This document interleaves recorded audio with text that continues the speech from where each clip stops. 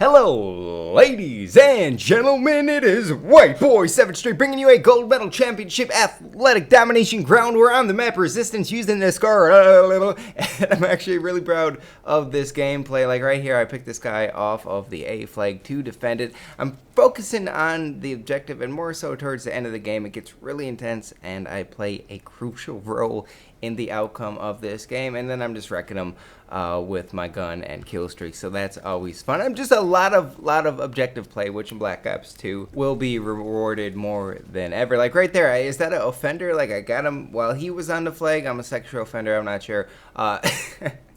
Anyways, that is not the point of this video, but you will have something to please your eyes in the background while you watch. So I had a lot of time on my hands from traveling back from our 1-year anniversary in PAX, the gaming convention, back to my homeland of Chicago, and a random thought popped in my mind. And you guys know I'm pretty out there, I'm pretty random. I connect the dots in a weird way with like zigzag lines, and I write like gypsy and like little straight bars raps along the way. So, but I'm pretty random, and I thought, how many 10-year-olds can I beat up? Can I beat up a 3rd grade class?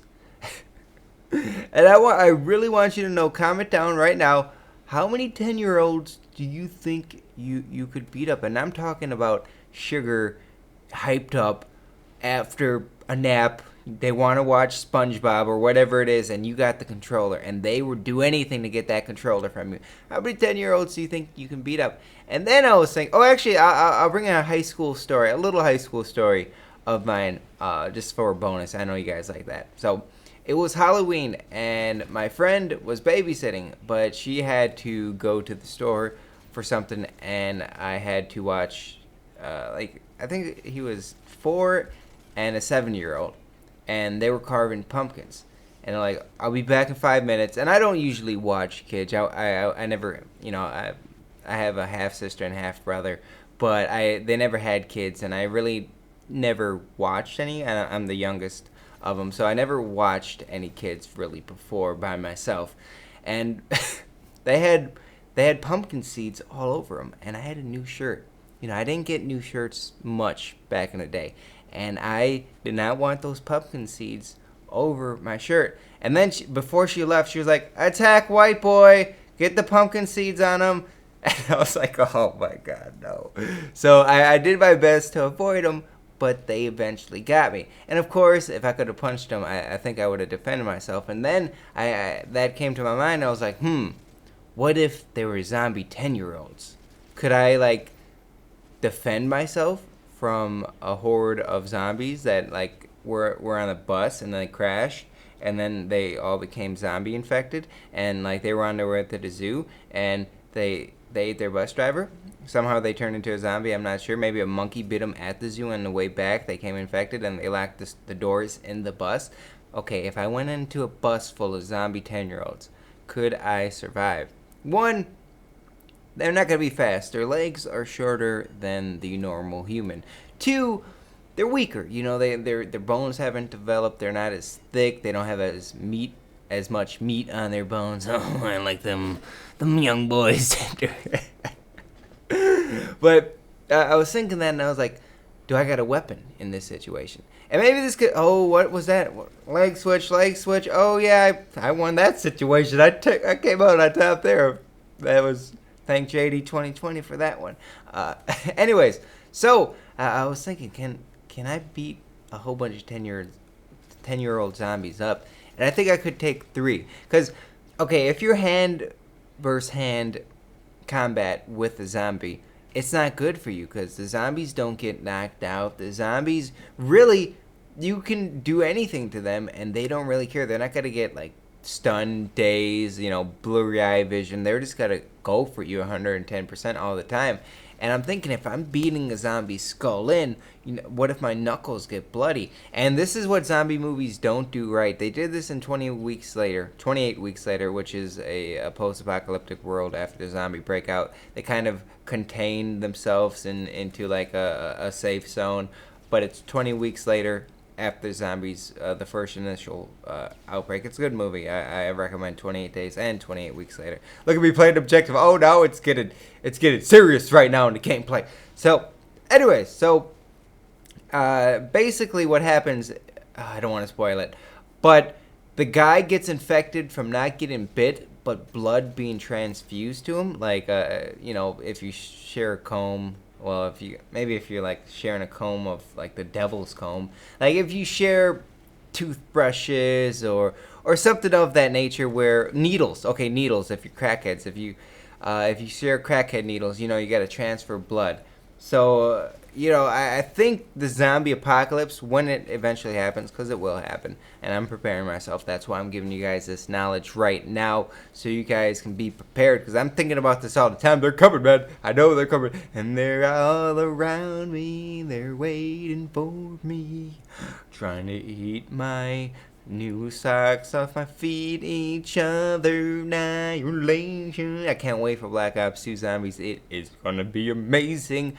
Anyways, I'm too hyper, man. I'm thinking of zombies, man. Zombies gets me going. I love zombies. I love The Walking Dead on the channel. It's been a blast. Go check those videos out there. They're actually pretty well. Anyways, so if you're beating a zombie in, you got to get those bloody knuckles, because whenever you see fights, usually people have really bloody knuckles, and you got to get an infection, or you got to get blood, zombie blood on your hand blood, and you might turn into a zombie that way. And that would be I would not prefer to go out that way. If I punch a zombie to death and I turn to a zombie because my knuckles bleed, my knuckles aren't strong enough, that I'm a failure. I don't like that. So you can't fight a zombie hand to hand. There's no way. I mean, you can bash your skull in, but unless you're like a Kimbo Bimbo with like 36-inch pythons and you can just knock people out, I'm pretty built. Not really, but you know what I'm saying. I can punch somebody. I don't know how well it would do, but yeah, I could take a few zombies out. But if I had a bat, if you have a bat, like a melee weapon, what do you think the best melee weapon is for a zombie apocalypse? And we were talking about this at PAX. We had a well discussion on zombie survival. So Tomahawk, it's too close range. You got to get it stuck in the zombie. A katana sword, that might be good for chopping off the neck, but if you get it through the body, like through the torso, it might get stuck too. A baseball bat, you're not going to get stuck, but you got to bash your skull, and that might be the ideal weapon and the ideal way to cut off a brain, because any other weapon, it's got to get stuck. I mean, you can get a chainsaw, but then you might run out of gas. Chainsaw would be nice. I wouldn't mind a chainsaw. It gets a nice length to it. But with a bat, regular 10-year-olds, I could take them all out, man. I could take out... There would be no more 10-year-olds. There would be just like this 1 year where 10-year-olds are just gone, vanished from the face of the record books. Like the consensus, there's got to be no... In a few years, there's not going to be any 21-year-olds. There's got to be no 21st birthdays. If that's the case, I could take out quite a few. But then again, if they grab onto your legs, then once one gets on you, then two, then three, you're done for. You can't. Oh, I thought this was gonna be the most greatest move. Oh man, that was almost like a really, really slick move, right there.